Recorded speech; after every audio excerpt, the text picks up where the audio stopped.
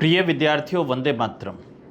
RAS मुख्य परीक्षा 2023 देने वाले विद्यार्थी अपने अपने परीक्षा नगर तक पहुंच चुके हैं और कल वो लोग परीक्षा भवन में प्रवेश करेंगे। बहुत सारी बातें होती हैं कि मुख्य परीक्षा देते समय किन किन बातों का ध्यान रखना चाहिए। मैं आपको चंद पॉइंट्स बताना चाहता हूँ।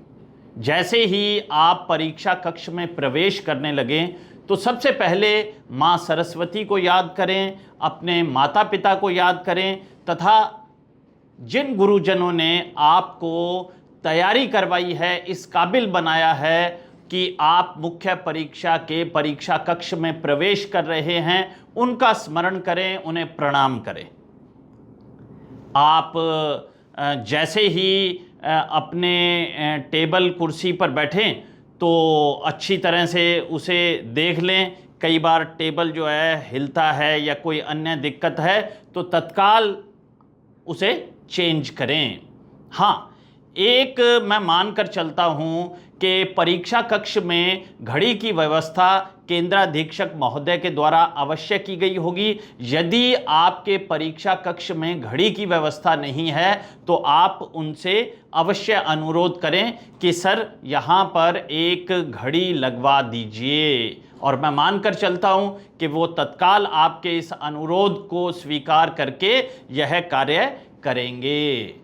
अब बात आती है कि पेपर में, पर्चे में आपको किन बातों का ध्यान रखना है। तो सबसे पहली बात तो आपको समय प्रबंधन पर गौर फरमाना होगा।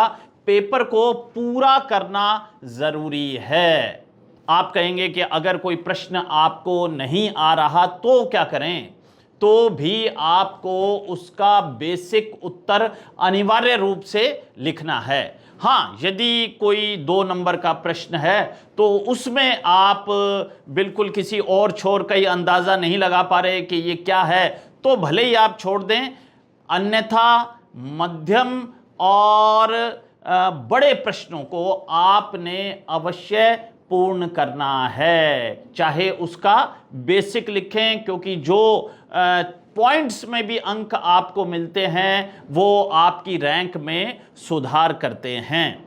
और एक चीज़ अवश्य ध्यान रखें कि प्रश्न को ध्यान से पढ़ें। मैं देखता हूं कि विद्यार्थियों में एक बड़ी कमी रहती है कि पूछा कुछ और जाता है, उत्तर कुछ और लिखते हैं और फिर कहते हैं कि हमें अंक नहीं दिए गए। और प्रश्न के अंत में किस मूल बिंदु को केंद्र में रखा गया है वो भी आपको ध्यान में रखना होगा। प्रश्न के अंत में प्राय ये शब्द लिखे रहते हैं: व्याख्या करें, विश्लेषण करें, मूल्यांकन करें, आलोचना करें, समालोचना करें, टिप्पणी करें।